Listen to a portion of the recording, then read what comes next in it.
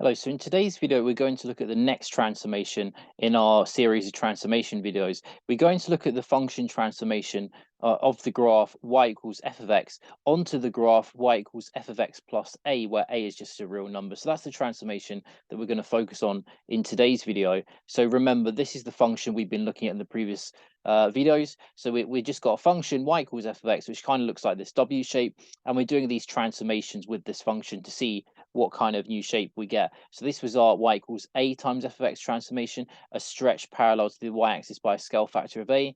This was our y equals f of ax transformation, a stretch parallel to the x-axis, so kind of like a stretch or a squish on that on the x-axis on our x coordinates by a factor of 1 over a. So in today's video, we're going to look at adding a to a function. So what does that actually do to our function if we add if we add a number of a to the function? Well, what's happening is that we're adding a value of a to the y coordinates. So the y coordinates are getting a value of a units bigger. Well, I mean, if it was a negative number, it'd get a unit smaller. So our function is just going to be shifted perhaps upwards like this.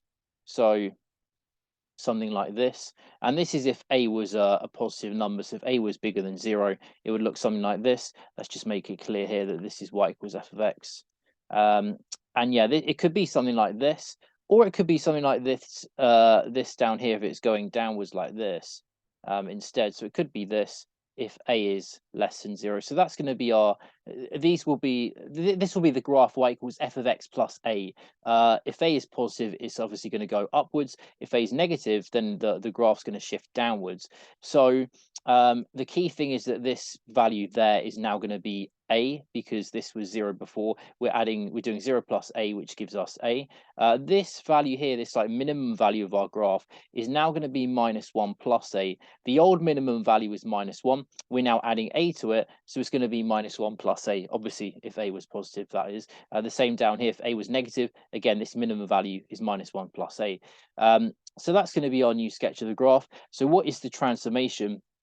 So the transformation in words is a translation. So it's a translation by scale sorry, not scale factor, sorry, it's a translation by vector, sorry, translation by vector of 0, a. Okay, so we're not changing the x coordinates, so we're not doing any change to the top number of the vector. We're changing the y values. We're either moving them up for a positive a value, or we're moving them down for a negative a value. So that's what the f of x plus a transformation does when we sketch the new graph after this transformation.